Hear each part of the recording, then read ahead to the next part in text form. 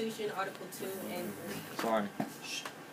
Section 1, authority and office of the President. Requirements. Must be a natural-born citizen, must be at least 35 years of age, must have been living in the United States for a minimum of 14 years. The President serves in 4-year terms.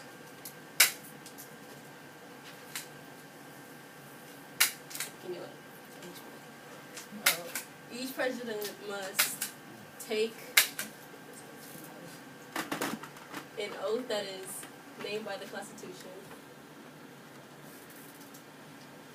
Line of succession, Vice President, the Speaker of the House of Representatives, the President of the Senate, member of the President Cabinet, Presidential Cabinet, elected by the Electoral College. Salary remains the same, $400,000 a year plus $50,000 to cover office expenses.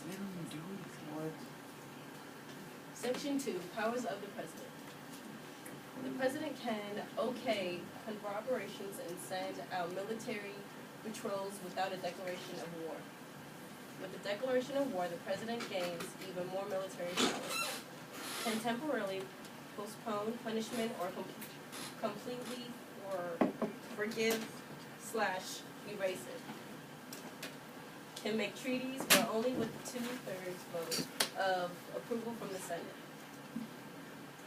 Can fill empty spots in the office, and if the Senate is not able to meet, will expire at the next Senate meeting.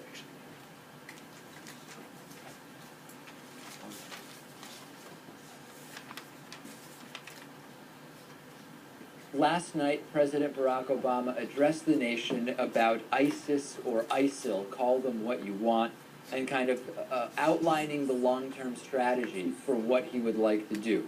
I will give you a couple of quotes, and we're going to have an extensive discussion about this. President Obama saying, "We will conduct a systematic campaign of airstrikes against these terrorists. Working with the Iraqi government, we will expand our efforts beyond protecting our own people and humanitarian missions so that we're hitting ISIL targets as Iraqi forces go on offense." Very clear, important language there, ladies and gentlemen. We are going to go beyond protecting our own people and humanitarian missions. This is mission creep. This is mission expansion. President Obama continued, "Moreover, I have made it clear that we will hunt down terrorists who threaten our country wherever they are." Key lines. This is now not even limited in geography to broader cells or groups associated with ISIL or ISIS, but this could go anywhere. President Obama went further later, going on to say, "That means I will not hesitate to take action against ISIL in Syria as well as in Iraq. This is a core principle of my presidency. If you threaten America, you will find no safe haven." As far as troops, President Obama announced that there will be another 475 service members sent to Iraq to support Iraqi security forces. However, he continues to insist on what now has become just a semantic difference, in my view. No troops on the ground, saying, "I want American people to understand how this effort will be different from the wars in Iraq and Afghanistan.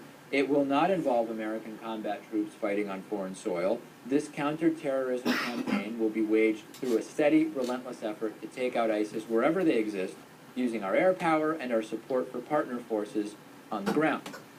On the ground. Cool.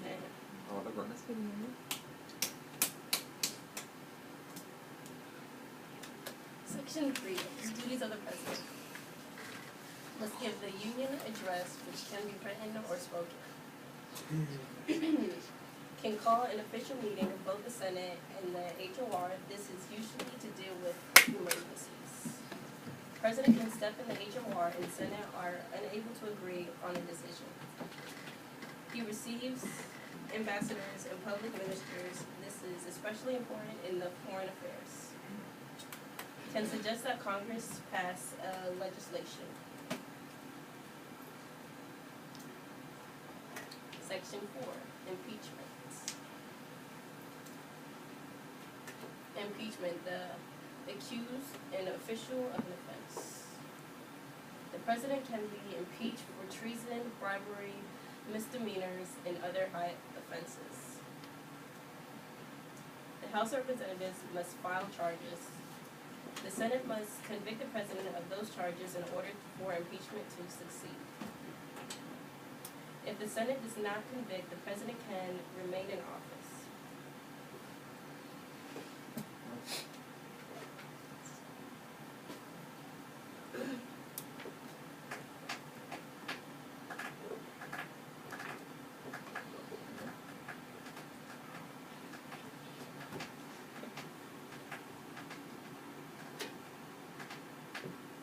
Article 3 in the Constitution. Section 1 says the judicial power of the U.S. shall be vested in one Supreme Court. That means that the Supreme Court is powerful while all other courts are inferior. If we didn't have this, all states could make up their own laws. Vroom, vroom, vroom. Here's SpongeBob. What about Section 2? Section 2 says trial of all crimes except for cases of impeachment shall be by jury. That means if you go to court, there will be a jury unless you're getting kicked out of office. We could have a terrible president and be stuck with him for 4 years. Section 3 says that treason in the United States shall consist of only levying war against them. That means that the only way to become a traitor is to start war. How does this affect you? Someone said I was a traitor. Was there another witness? No, only one. Only one. You can't go to court because there needs to be 2 witnesses. Oh, thank you. When I give you this cheese, you'll never be a traitor. We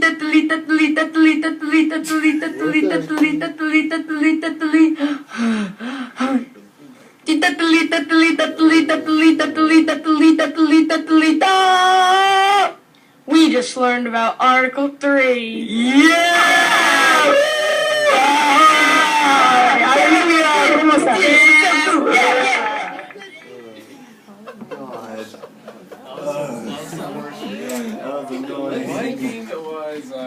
Burned my eyes out. Was that Naya's voice? Yeah. Go ahead. Okay. Section 1, authority. The judicial branch interprets the law. The Supreme Court is the highest authority. Judicial review allows the judicial branch to decide if the laws are constitutional. Federal judges are appointed by the president and serve lifelong terms. Section 2, jurisdiction and procedure, specifies what cases that the federal courts must decide. Original jurisdiction, a case can start in the court in question and that court can hear and decide the case. Appellate jurisdiction, a case has to be tried in a lower court before it moves to a higher court. Criminal trials are usually held in the same judicial area that the crime was committed in, unless no fair trial can be given in the area.